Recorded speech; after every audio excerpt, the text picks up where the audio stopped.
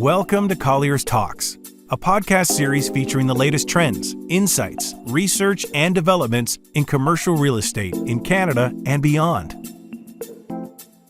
Welcome to Colliers Talks. I'm Lisa Blacklock, Senior Vice President for Colliers Real Estate Management Services. You've tuned in for a great episode today. We're talking about flexible office space, or what we'll call flex space. What is the future of the office? This is a question dominating conversations within commercial real estate and in workplaces across the country. Every company is making decisions on the extent to which their office strategy will evolve with the rise of the hybrid work. Among these possible evolutions is the adoption of flex space.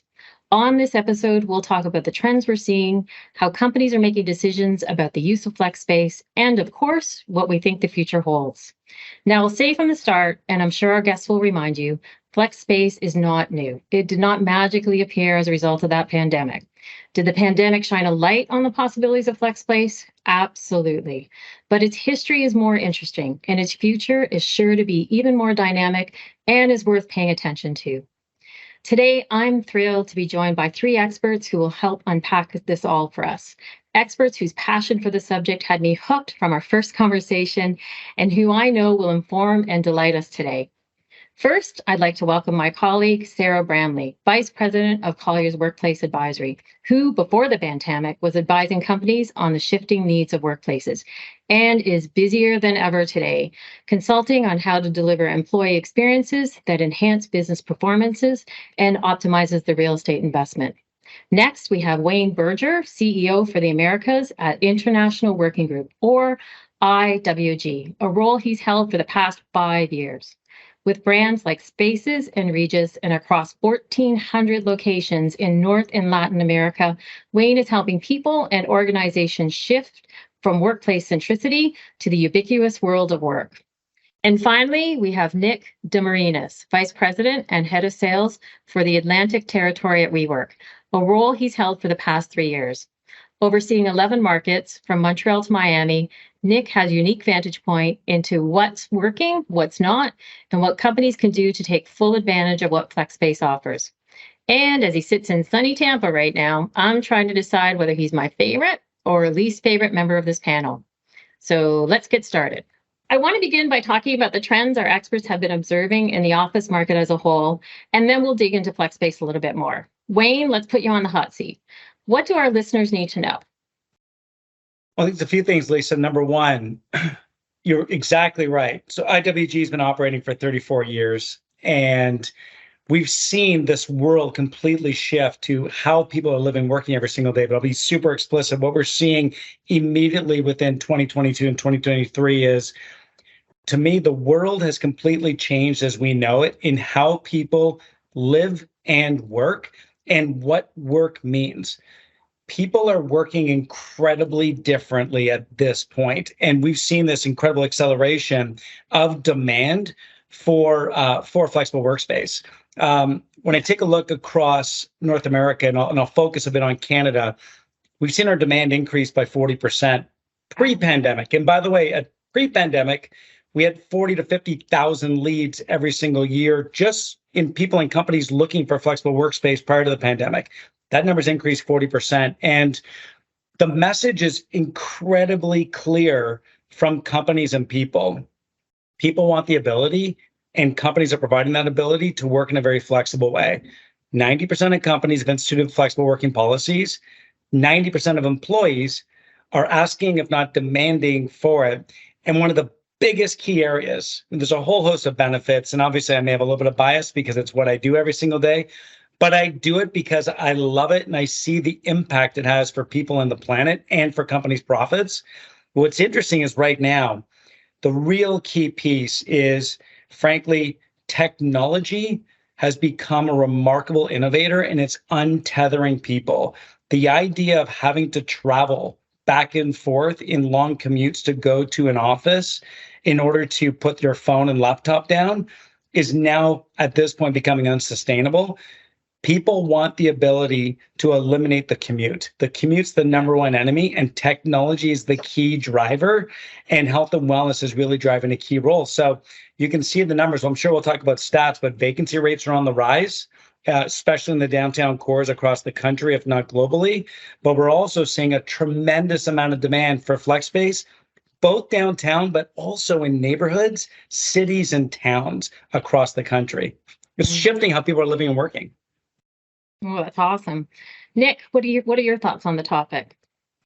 Well, I think that's spot on, right? WeWork was founded in 2010 with this vision to create environments where there's a community that comes together, right? So we talk about this idea of flex not being an overnight sensation since the pandemic, right? We've had this world for quite a while, and you're right, it's this light's been shown on it.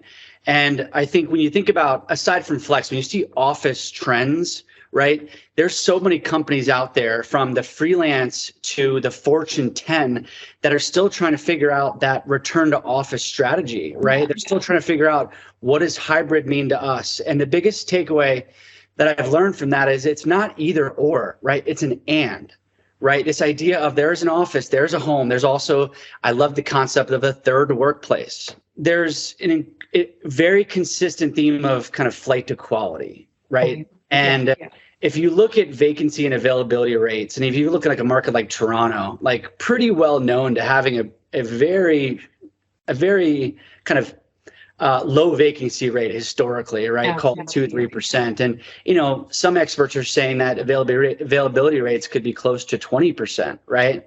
Now, you're seeing kind of landlords and occupiers respond to that. You're seeing an increasing need for not just flight to quality, but to preserve capital, right? For how can they get turnkey space? Right. How can they have flexibility on term and, speed to occupy? So it's an incredible time that's kind of, continuing to evolve. Absolutely. Throughout my work history, I know the walls went up, the walls went down, the chairs went out, the couches went in, the phone booths went in, Sarah, I'm sure you've seen some of this throughout your career, but I'm just curious as to what trends you've been seeing as well, especially pre and post. Absolutely. And while you have all been talking, my brain has been like a pinball machine. Like, there's so much there and so much I'd love to dive into and unpack. But one thing that's interesting is that a lot of the clients that we're working with in the market over the past couple of years, less so maybe in 2023, but throughout, since the pandemic till last year, they're much more focused on what's everyone else doing. Like, nobody really wanted to make a decision. Yeah. And we've never been asked so often for market scans, benchmarking, what are our competitors doing in the market? Because people were so, reticent to make a decision that wasn't founded on data. So they kind of wanted to know what everyone else is doing instead of having their own data. Unfortunately, there's not really a silver bullet, even within industries. It really depends on how your organization works. And that's why I have a job. That's what we do, is figure that out and help people come to solutions. But it's been a really interesting time to be a workplace strategist. Lisa, you mentioned at the beginning, none of this is new, and it certainly is not. I've been doing this for more than 10 years, but the idea of, we all just went through this huge pilot of working remotely, working in a hybrid manner. It forced organizations who would never have taken the leap to try any of these concepts. They were forced to do it and operate, and some did a lot better than they thought they would. And now they're sort of wrestling with this idea of, how do we bring people back? How much office space do we need? What's the purpose of the office? These are some of the questions that we're working with our clients to answer. Return to office is a big topic of conversation. These large occupiers have these huge, beautiful offices, and no one's sitting in them. So how do you get people to make the commute? How do you earn the commute is something we've started hearing in the vernacular.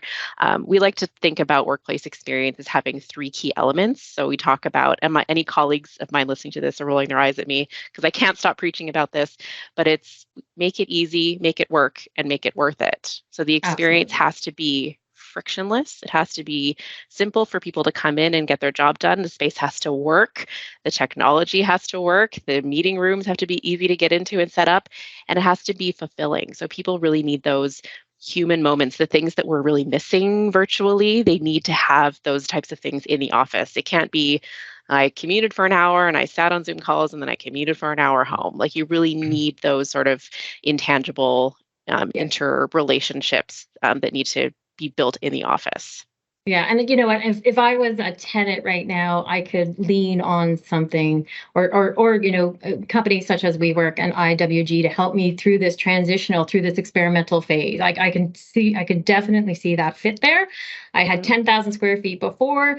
Maybe now I only need 5, and I can call my friends at WeWork and IWG, and get them to help me figure out where I'm going to land in the next 3 to 5 years. I think companies have struggled with this all along, just based on their own business model, as they expand and contract. And then layering in this, what the pandemic has brought that extra level of, complexity to the whole issue. I want to switch now and want to go on to what flex space trends are, flex space trends. When we define flex space, we're referring to space outside of a company's core lease. There's sort of 3 definitions of this. The first one, we have co-working space operated by a third party. Space in an existing building that has been designated as flex space, accessible to all tenants and operated by the property manager. And the third one is something in between, perhaps a short-term lease dedicated to a tenant and operated by the property manager or third party. So now, Nick and Wayne, I need to know, what gets you excited about flex space in Canada? And do the trends in adoption match your enthusiasm? I'm hoping you can cite any relevant statistics and perhaps give our listeners a typical and an emerging tenant profile for those that are adopting flex space.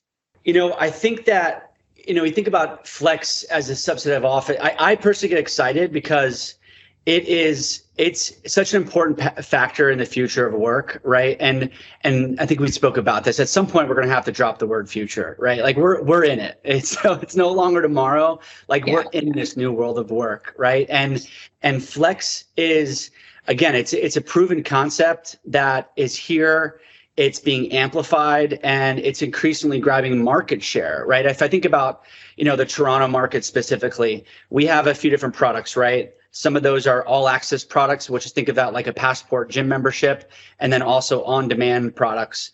Those in Toronto, for example, all access has increased 112% year over year. On demand has increased 70% year over year, while our occupancy in the Toronto market was 84% at the year end, right? So I'm excited about it because it's proven, right? It's what tenants want. It's what they need. And we're seeing this just continue to increase in all the different types of flex products, right? Not just for an individual user that needs to kind of get away from their barking dog, but these large enterprise occupiers that also need to access this level of flexibility. So I'm excited about it because there's so much validation. And when you think about, the competition like we have on this call, other flex co-working providers, landlords getting into flex, for me, I think that's fantastic because it just provides validation, right? Absolutely. There's a lot of, firms out there, there's some experts that say, 30% of the office market will be flexed by 2030, right? I mean, we're totally on that trend. If you think about kind of like the similarities from, retail and e-commerce, right? And that level of disruption. But I got to say, even just personally, like I'm a bad poker player. I can't get behind something unless I'm pretty passionate about it. I love the idea of the third workplace. I spent a lot of time at my head office, and then I travel and I get to use kind of the hub and spoke model. I get to travel and use different WeWorks, whether it's Montreal or Raleigh, Durham. And I love the different atmospheres. But I also like maybe working from home on a Friday and playing some basketball with my twin boys when I have a break in the day, right? And, I love that idea of flex can mean so many different things. Yeah, absolutely. I mean, you think about the trends that are taking place, Lisa, and I agree with Nick. There's a few things. One, I fervently believe that, flex working, hybrid working is just going to be known as working before we know it. And I mean that in full sincerity.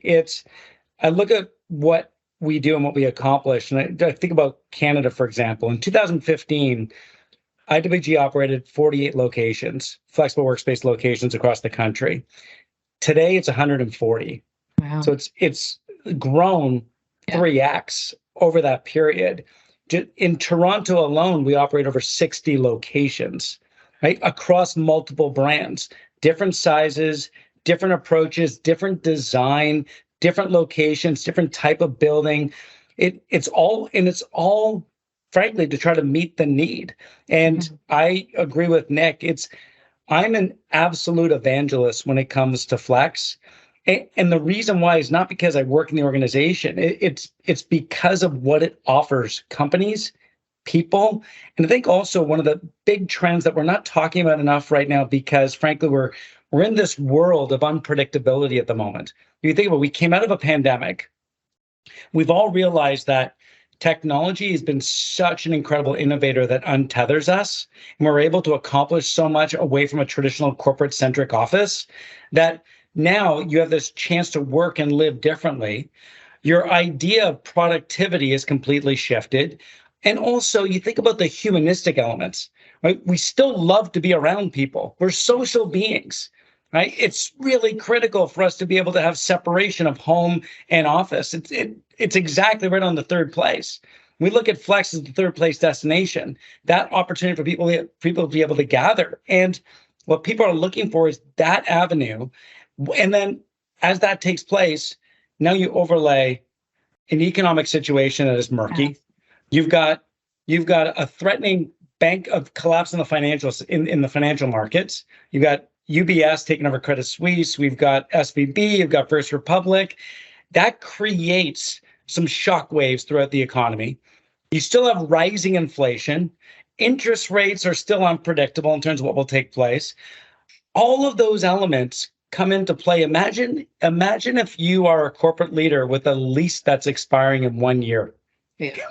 You start to think about what you're going to do, right? While you overlay what your people are looking for, which frankly is to get time back in their day, to be more productive to accomplish their goals.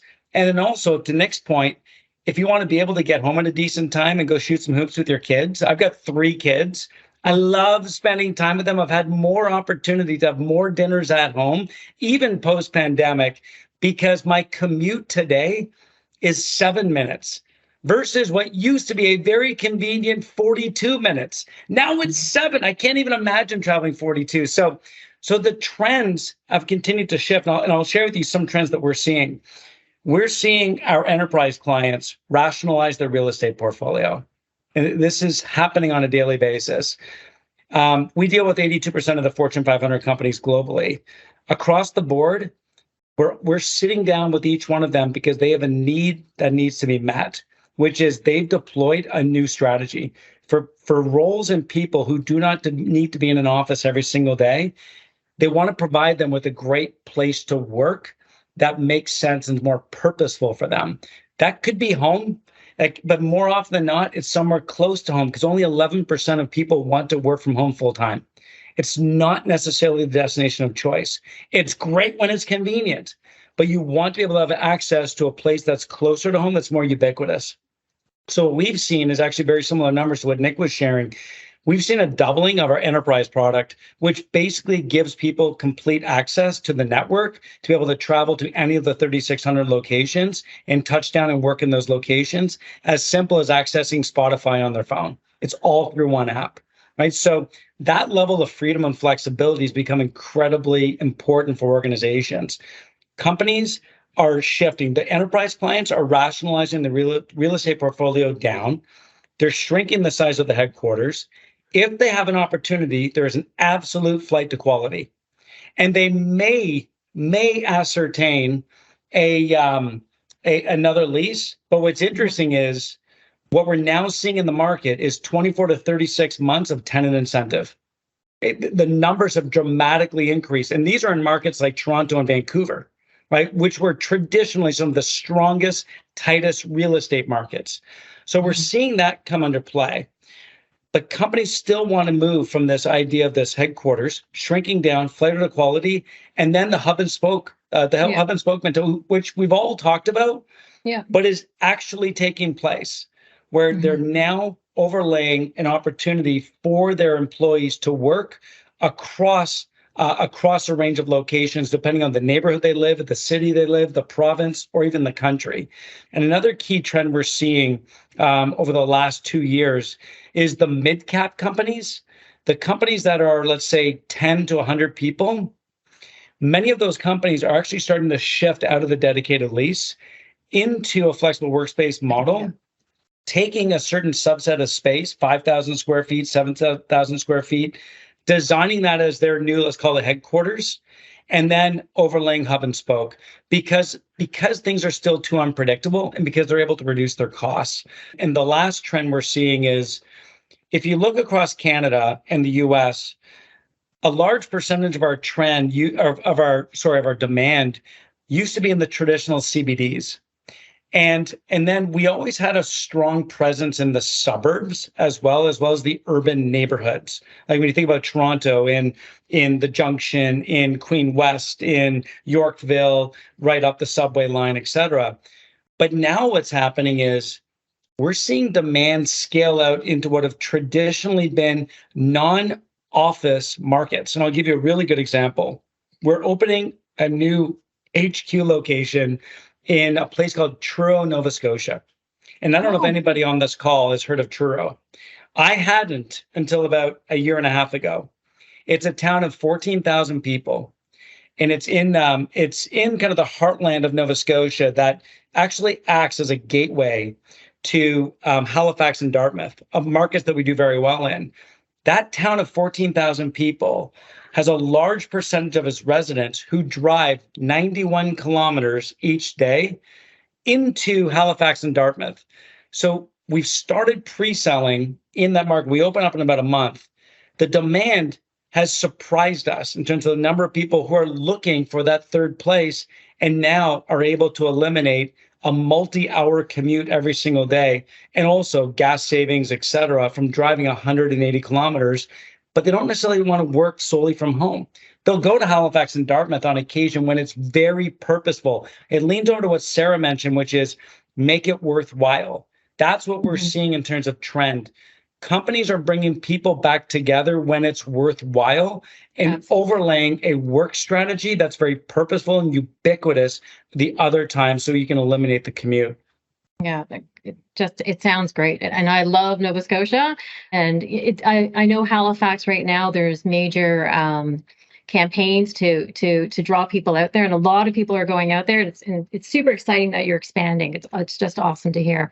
And Sarah, I'm just curious, what are some of the most common motivators for companies incorporating flex space as part of their space strategy? If you can just enlighten us from the next 30 to 60 seconds on that.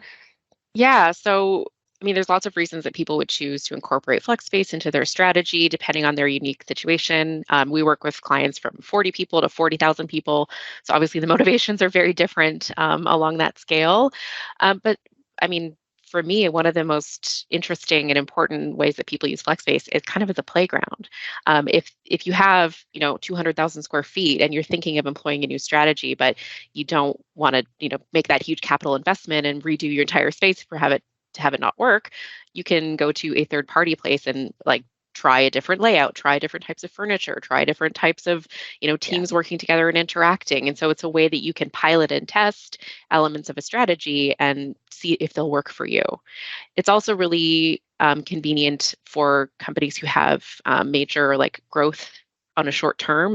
We work with media companies who staff up for shows. We work with tech companies who have big software development teams that come together for 6 months on a project.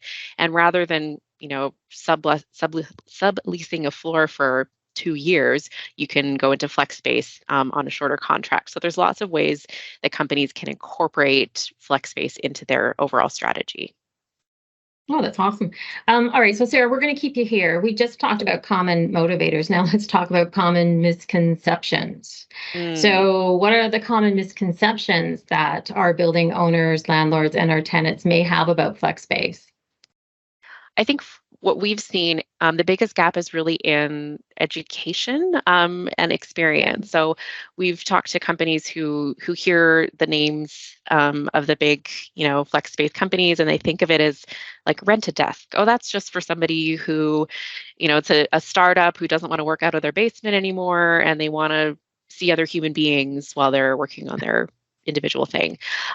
So educating clients that it can be a lot more than that. It can be, you could have an entire floor, you could have multiple floors, you could have a corner of a space, you can brand it. Like there's lots of different things that you can do to make it your own and not simply just, I pay my $200 a month and sit at that desk in that corner with the view of the street down below. So for me, it's more about exploring those options and making sure that clients understand what flex space can do for them. So something along those same lines, when you're advising your clients as to how much space should be allocated to flex space, what factors should we consider? Well, there's a lot of things. A huge output of our entire discovery and research process is how much space do you need? But often we get to the point when we have a big spreadsheet of scenarios and we have levers that we can pull. And those levers will really significantly impact the amount of space that they need. So, if there's certain groups within the organization that don't necessarily fit the mold, or if there's certain, areas where they want to explore further, we can kind of peel that piece off and look at it separately. And maybe that's the piece that goes into flex space. So for instance, that we work with financial institutions, and a lot of them have these, the digital development teams who develop the apps and things like that. They work in a very different manner than the rest of the bank. And in fact, we've been brought in because their productivity, efficiency, effectiveness in those digital banking groups were so greatly impacted by working in traditional sort of cubicle open office environments designed for the rest of the bank. They're like, we need a whole different strategy. So something like that, where we can take a specific business unit, department, team that works a certain way and look at those different options, we found can be really effective with flex space. I think that's so spot on. Sorry, Wayne. I think it's so spot on because once you get past the education, it's then thinking about like, what questions do we need to ask ourselves, right? What are we trying to solve to, right? Because to Sarah, to your point, we're still kind of, even though Flex has been here for a while, we're still in education mode, right? It's crazy how often we still have potential new members come in and they think that the only option is to work in the community area among other entrepreneurs. And that's totally fine, right? And that's a product we offer. And that is, an incredible part of our business as well. But this idea that, if I think about Toronto and Montreal, we have members that have full floors, some members that have full buildings, right? And they have the dedicated entry, they have signage, they have branding, right? They have, an OpEx menu. They get to choose what kind of operating service they want. And, that misconception of we can not only provide you turnkey space that is smart about how to deploy capital and flexible on term, but also gives tenants the identity that they're looking for, right? We have a building opening in a few months at 357 Bay in Toronto, and heritage asset, 60,000 square feet. We have the full building, and we're so excited about it because of the offering we're able to bring to the market. And I think, Sarah, to your point, in terms of like when you're advising clients, percentage of allocation, there's no silver bullet, right? Hey, you should have 32% of your portfolio. Like that's probably not the right approach. And I wouldn't believe anyone that told me that.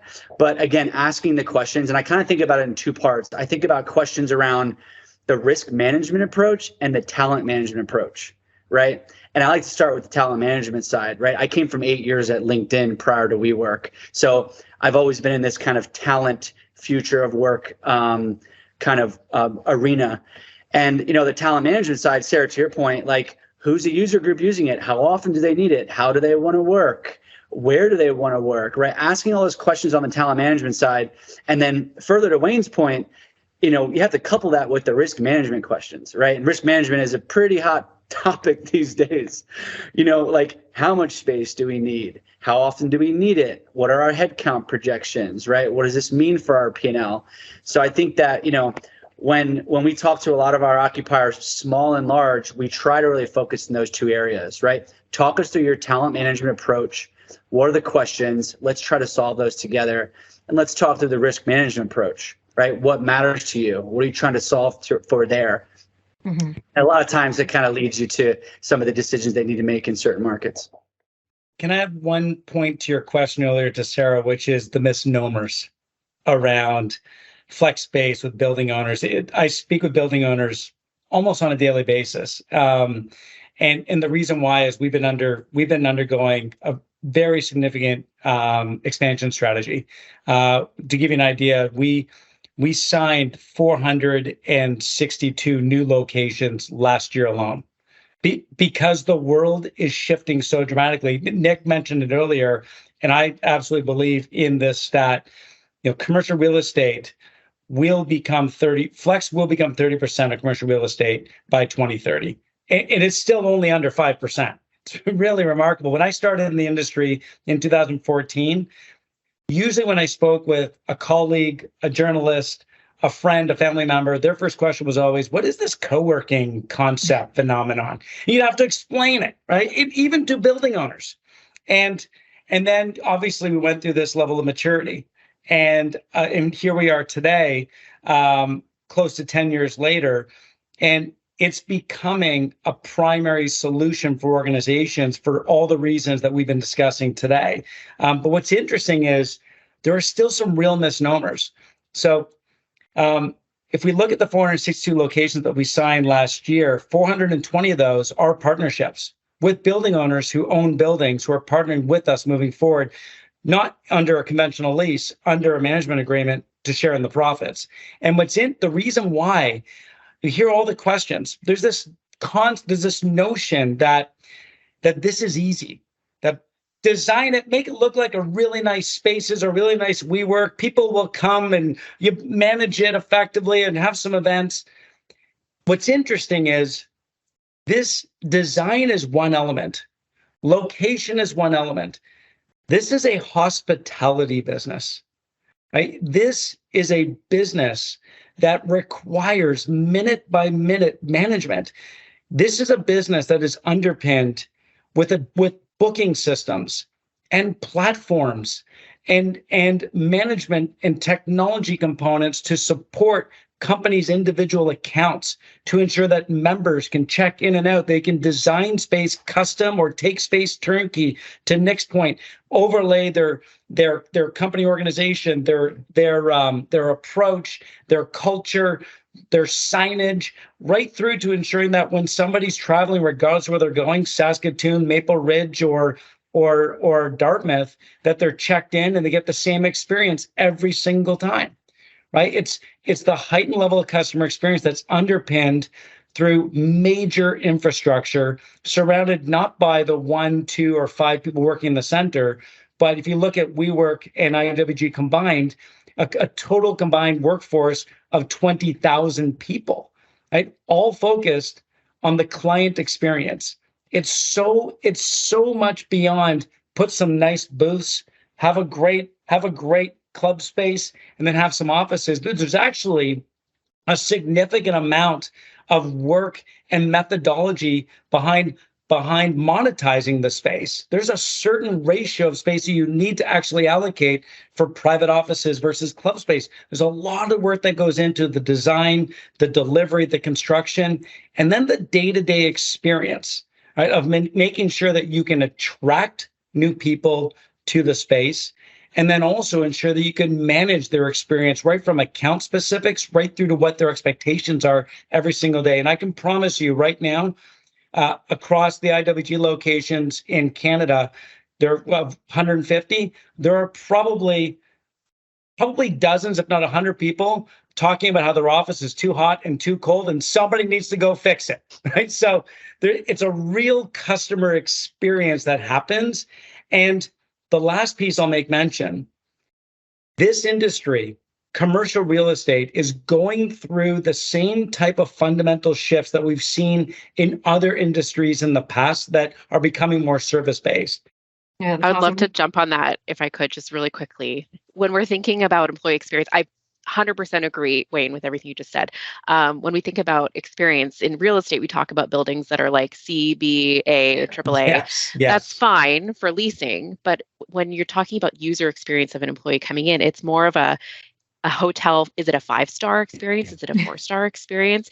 It's about feeling like your needs are met and that it's about that hands-on, white glove, concierge type of experience, more so than, are the windows triple glazed? But that's important. But that's not what you're going to remember as a user. Sorry, Lisa, back to you. Yes, Sarah, it's so true. It's funny that one of the biggest trends we're seeing, Lisa, in terms of demand from our organization is we've actually started to see this in Canada as well as around the world, this real accelerated need for IWG or the flex space provider to actually take over the lobby experience. Right. So this real opportunity to now convert the lobby. There was a time in this business where having a flex space was about being the top floor of the top building, overlaid in beautiful views. Now, actually, it starts from the ground up, right? Having a Spaces or a Regis or a WeWork on the ground level. So as people walk by, there's an instant attractiveness, there's a vibe, there's a feeling that people want to be part of.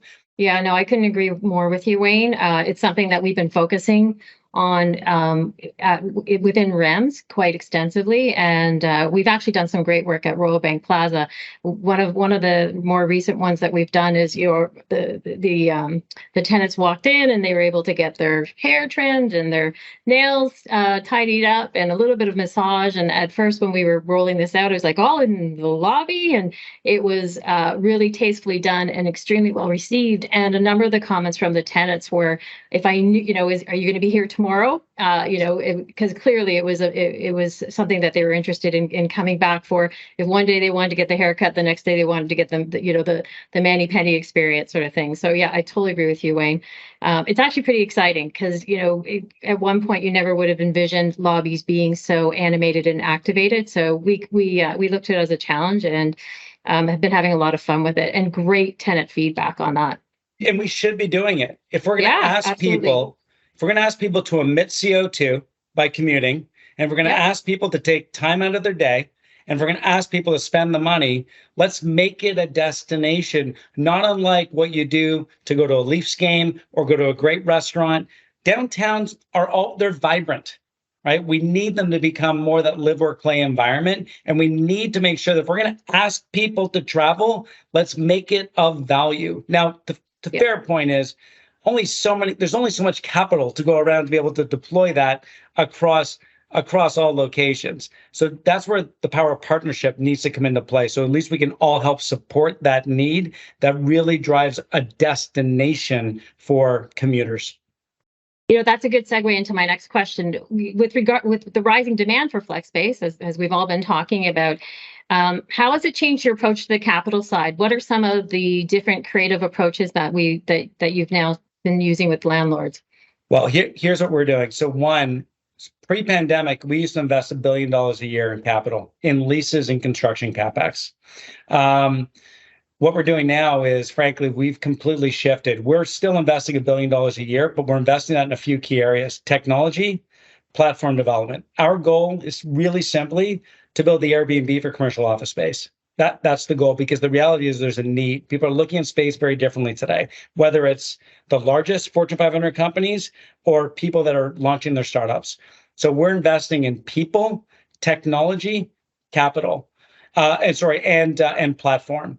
All those areas are real, and sales and marketing, because the demand continues to grow. And frankly, to Sarah, Nick, and your point earlier, Lisa, there's still, even though there's a maturity level that's growing in flex, it's still early. We're still at the bottom of the first inning. It's really remarkable. So we've shifted the capital, but we're growing. We have to grow at a faster rate because the demand is continuing to exceed supply. So we've ventured in with essentially all of our new locations under a partnership agreement, where we're working with the largest institutional developers right through to individual building owners on a management agreement in which the partner who has vacant space in their building, we're taking that space, we're designing it together, we're opening up an IWG location, and the building owners invest in the capital like they would be with TIs or CapEx. And then from there, we basically collect a management fee and we recoup the center operating costs, the staffing and everything else on the day-to-day. Every other penny goes to the partner, goes to the building owner, taking vacant space, activating that. And then from there, outside of the capital they deploy in order to turn that vacant space into a Regis or a Spaces or an HQ, we're making it incredibly simple, because the reality for us is We want to grow from 1,400 locations in North America to 10,000 locations. There's not enough capital, frankly, anywhere in order to do that at the time frame we need to.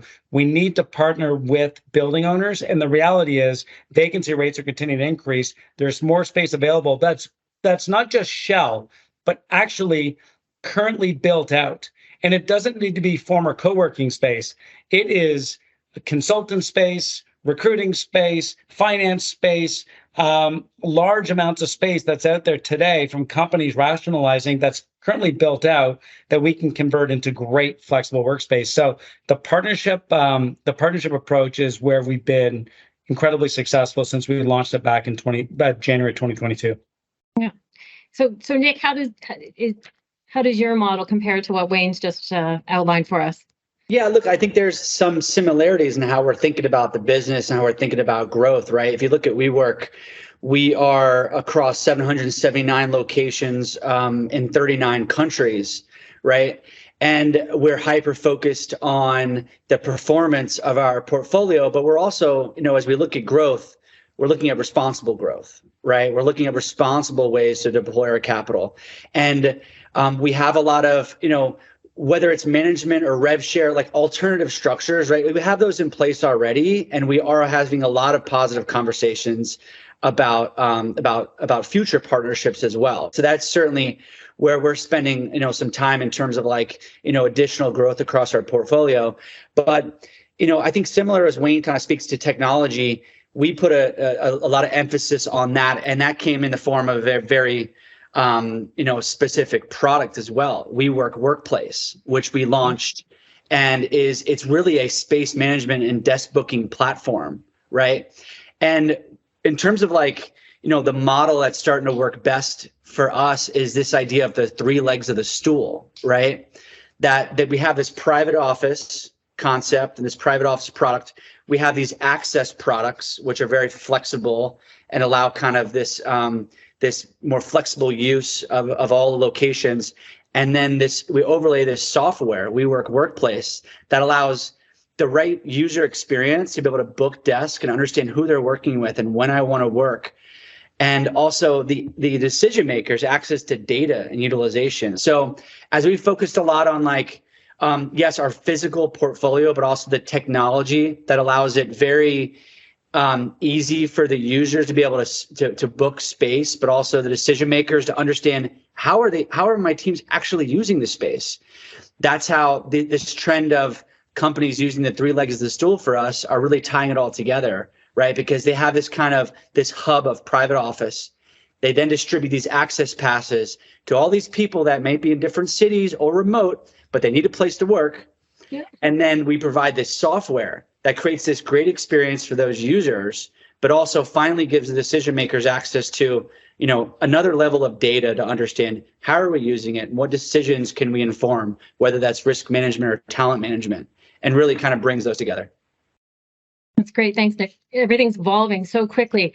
How do you foresee the value proposition of flex space evolving? Just wanted to close with some of your comments on that.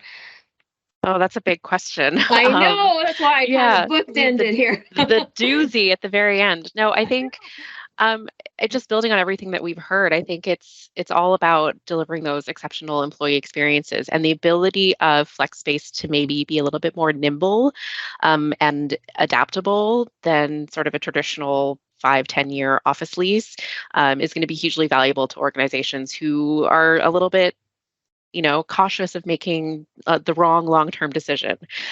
So I think the ability to really, as Nick just said, study and understand that experience, to quantify it. We do a lot of post-occupancy evaluation, okay, we built the thing, how is the thing working and how do we improve? So the ability to do that sort of rapidly over time in these flexible spaces, I think the data would be invaluable. And everything from, is it easy to book a desk, to, are the chairs comfortable? What's the light like in the afternoon? We go to that level, because anything that's impacting the employee productivity, experience, effectiveness is just ultimately not good for a business's bottom line. So space is supposed to be an enabler. And I think the more that we can study and test and evolve that over time and be flexible, the better for everyone involved. Well, I hate to say it, but that's all the time we have. A special thank you to Sarah, Wayne, and Nick. It's no wonder you're the go-to experts in your field. You're elevating the conversation of flex space in the office market. And as companies determine the extent to which their office strategy will evolve with the rise of hybrid work, you're giving them the insights they need to be successful. And finally, thanks to everyone who tuned in. We look forward to speaking with you again soon. Take care. Thanks for listening to Colliers Talks podcast. To learn more about Colliers Canada, our experts, and our solutions, visit collierscanada.com or find us on LinkedIn, Twitter, and Facebook.